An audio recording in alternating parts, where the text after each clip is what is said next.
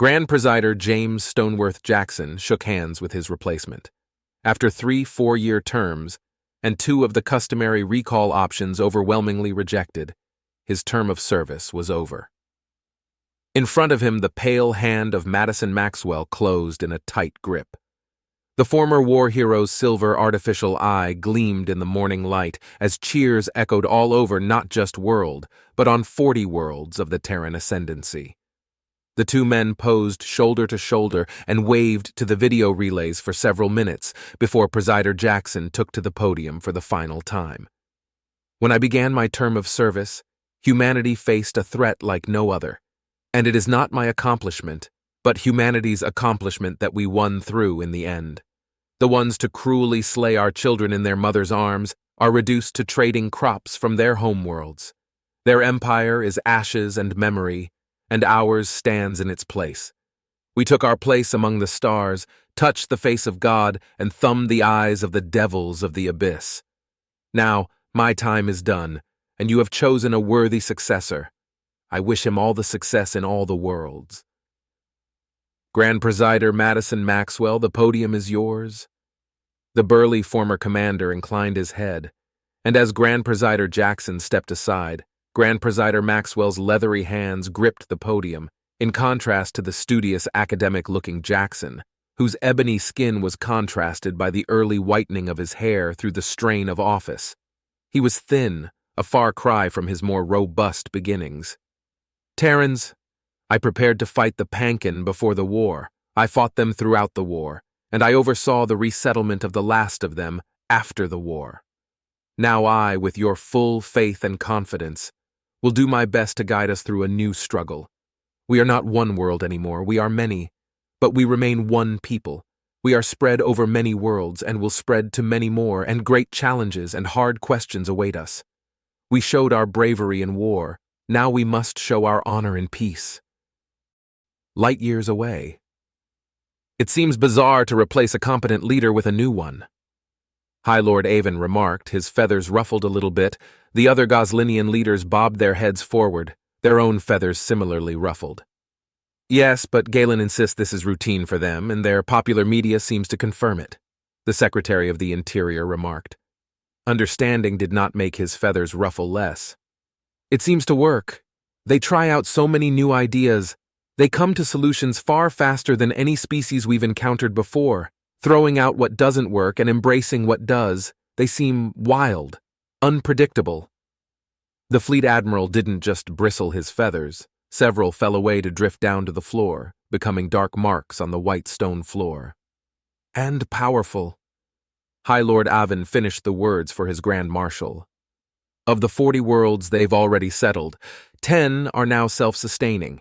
Their routine of cloning and taking small numbers to raise large ones, repeated several times around those worlds, has seen their populations rise exponentially. 200,000 will raise 5 each, and then another round of clones later, and then within a handful of years they have a sustainable population to spread out over the world. The remaining 30 worlds will get the same treatment. In 50 years, all 117 Pankin worlds will be occupied. The Pankin space that remains will be surrounded. When they can venture out into space again, if they ever can, they will do so as the supplicants of humans. He folded his taloned fingers together and looked around his inner cabinet members, every feather ruffled. What does that mean for the rest of us? He asked. His beak opened and closed without making a sound, and the trade minister spoke up. It means we have a vast new market open up to us. 20 of their worlds are 2 warp jumps away. They're an ideal market for our traders, and we have precedency by proximity in negotiations. Piracy is also nearly non-existent for now, which means our long suspicions of Pankin's sponsorship and support for pirates must have been true after all. Angry caws filled the room. Sympathy for the Pankin plight declined considerably. I propose we move our fleet away from human worlds, take them galactic east where tensions are higher. The massives have been more demanding. A show of force might be in order. The Grand Marshal proposed. Plus, it might show the new empire we have faith in them as allies and help our negotiations enough to allow some of our young to migrate to their worlds. What have they done with the defeated races of the Pancan Alliance? Are they exterminated? It was a weighty question from the High Lord, and the foreign minister spoke up. Having seen the humans exterminate Pancan en masse before, it was widely wondered how they would treat the weaker races of the Alliance once they'd been defeated. None of them had more than a handful of worlds, so the human penchant for destruction would have risked their extinction. Allowed to surrender and left alone, but prohibited expansion, they are, however, allowed to travel within Terran space as long as their ships are not armed. That is more generous than I would have expected. Are you sure of this information? High Lord Avin pressed, and the flexible neck of the foreign minister bobbed up and down immediately. This comes straight from Gilan observers, and I have seen the treaty copies. Their now former leader was quite canny. Mercy to the ones dragged to the fight, brutality toward the ones who started it. A good way to deplete the enemy of allies. Now I don't think anyone will challenge them. Not for quite some time. It was a relief when the rest of his cabinet bobbed their heads in agreement. Nobody will do anything stupid, so everything will be fine. The High Lord breathed a sigh of relief and called for new business. It's a dangerous universe out there, High Lord Avin said through his translator to the new human Grand Presider. You defeated the Pancan Alliance, but don't forget that we fought with you to achieve that. Your race grows, expands, be proud, but the universe snacks on galaxies. All the peace we now have is dependent on balance. There are other empires, some of them very old. Please exercise care to not provoke them.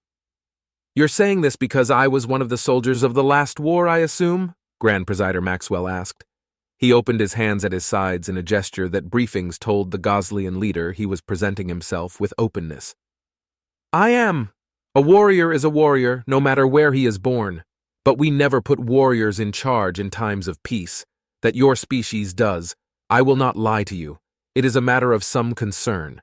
It suggests to the Keelan Confederation that your race prizes war more than peace. High Lord Avin said, his feathers remained unruffled. Thus far, the swarthy-looking human with the false eye had given no words indicating anything but peaceful intent. High Lord Avin, how much have you studied our race and its history? Grand Presider Maxwell asked in a quiet, almost gentle voice. Not as much as I wanted. Work keeps me busy. But I have seen some of your popular books, such as that 21st century author, his story about the slave and the prince who shaped the fate of empires by passion and brutality. The Strongest in the World, I believe it was called. A riveting story. Why do you ask? Because the history of humanity is one of war, with peace being the mere break between two great conflicts. The Pancan brought us to leave our world, and we have had the first war. It is inevitable that a second will at some point bring about the bracket on the other side. But I was not chosen to fight it. I was chosen to make my people strong enough to win it. Humanity always desires peace. In peace, our children are safe. In peace, we can trade and study and explore and prosper. But the Pancan taught us that the universe is just a larger version of our own world. If it weren't, you would not have admirals and fleets of your own. The Grand Presider said it as reasonably as he could. He even wore a smile, which horrified High Lord Avin all the more. Preparing for war is just as natural as breathing. The High Lord realized predatory species among the Confederation and the other independent worlds and alliances that dotted the galaxy as he knew it. They weren't rare, but the most common were social sedentary ambush predators. Their intelligence evolved to make hunting prey easier with less work. Active predatory species rarely evolved into higher intelligence, instead favoring strength or speed, or a few built-in weapons as part of the body. They evolved from active predators. There's no other explanation. What disaster in the universe selected intelligence for intelligent social behavior? How did they not wipe themselves out before we encountered them? The open question would merit asking the anthropology experts which sprang up amidst the xenobiologists in the last few years. Thanks to widespread media from Earth, the science divisions went utterly wild for the chance to study the new member species that broke all the rules they knew. The widely held theory of intelligence selection in evolution had for the first time in generations not only been challenged, but was now in the process of being overturned as more information on the Homo sapiens sapiens species came to light. The theory held that selection for creative problem-solving intelligence that would result in the emergence of sapience and sentience in a species required three things: a predatory nature, a social nature, and an ambush or sedentary nature. This allowed longer settlement, safer predation, and slower expansion that kept the genetic mutations selecting for a smarter and smarter population of predators. Now, the humans showed otherwise. So when the call ended on an amicable note, the High Lord summoned his foreign advisor along with the foremost expert in xenobiology's newest branch, anthropology. Polite introductions aside, the old Goslian's feathers had fallen out in places, revealing the pink flesh that was similar in color to the Terran Grand Presider. It was off-putting at the least to see the cracked beak of a Goslian not long for life, and yet despite his slow, bobbing walking gait, he seemed full of life when he spoke. "High Lord, you wanted me to brief you on the humans, I assume?" the old Goslian asked. And to this, the High Lord bobbed his head and sat down. Yes, their current leader is not what I expected, but he is a bit defensive, just a bit. But as they're continuing to expand into the old Pankian space and will be our second largest border people, I need the best advice possible. That can only come from you, though I know it hasn't been that long, please. Do your best. The High Lord spoke with deference to the aged professor, and the old one sat when a chair was placed opposite the desk. To begin, I want to explain my theory on why they evolved intelligence. I sought information from their scientists on their own theory of evolution and found something remarkable. Roughly 200,000 years ago, environmental shift nearly wiped their ancestors out. The genetic bottleneck shows that this species is descended from an absurdly small population, roughly 5,000 strong, scattered over an entire continent that was hemmed in by a desert. They were omnivorous, but they were walking predators, simply put. A trained human can run for an entire day, as well as drink and eat on the run. Their species would walk prey to death. The old one stopped as the High Lord's feathers bristled outward. "So they're long battles that wore out the Pankin's best defenses?" he asked. "The fruit of near extinction. Simply put, when a species is near extinct, the slow pace of evolution is accelerated because there are fewer members reproducing successfully, and in this case, their near extinction during the climate shift resulted in a selection for intelligence and creativity. They were already social and predatory. But when under the strongest possible selection pressure that didn't quite drive them to extinction, their smartest diffused their most intelligent traits into the small population. And thus..." The old professor shuddered. Excited as he was, the implications were not lost on him. The High Lord finished the statement. "We end up with war apes who can go all day long where other races simply drop from exhaustion. It's quite exciting. I never thought I'd live to see a revolution in evolutionary intelligence theory." The professor was wiggling with excitement in his chair and tapped his sharp finger down on the desk.